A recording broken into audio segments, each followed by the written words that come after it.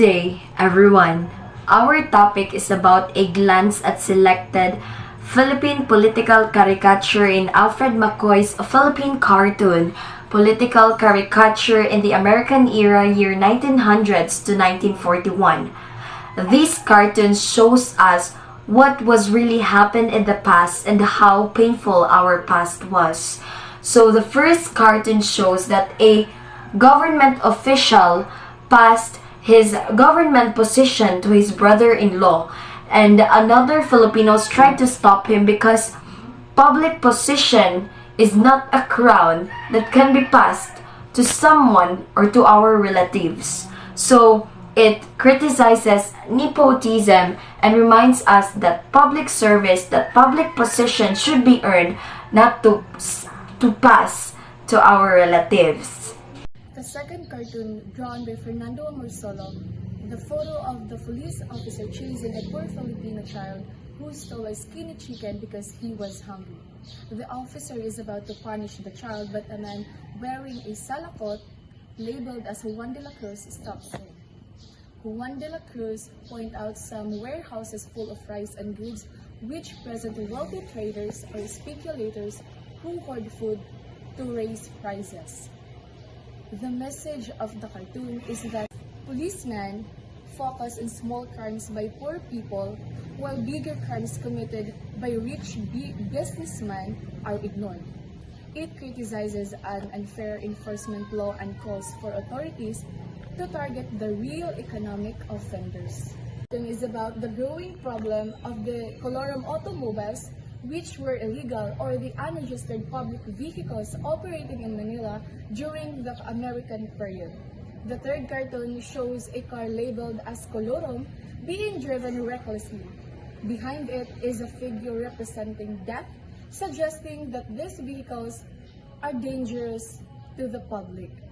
Meanwhile, the officer appears careless or unaware, while the passengers continuously riding the dangerous vehicles.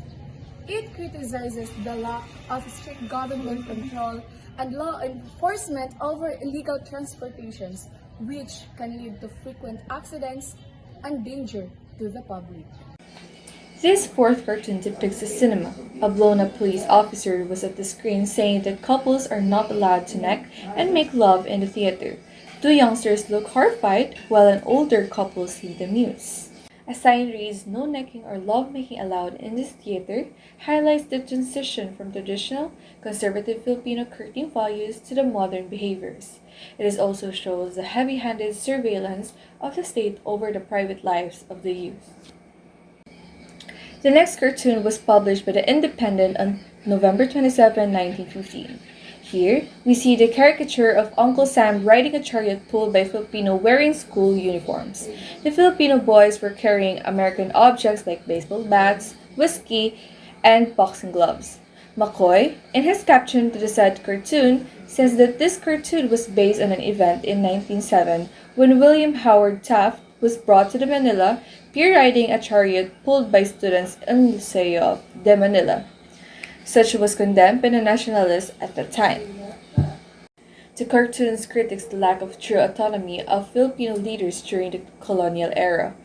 It suggests that while Filipino politicians held office, they were essentially beasts of burden controlled by American interest, forced to pull the weight of the colonial administration's agenda rather than leading their own people independently. Good day, everyone. The next and the last cartoon was published by the Lipang Calabao on 24 August 1907. In this picture, we can see that Uncle Sam rationing porridge to the politicians and the members of the Progresista Party, sometimes known as the Federalista Party, while the members of the Nacionalista Party look on and wait for their turn. In this picture and this cartoon, it shows that Uncle Sam giving food to the politicians of the Progresista Party, sometimes known as the Federalista Party, and the members of the Nacionalista Party wait for their turn. This cartoon means that it shows Filipino politicians depended on the American support, and both parties wanted favor from the United States. because in this cartoon, it depicts the patronage of the United States being co-voted by the politicians from either by the both parties.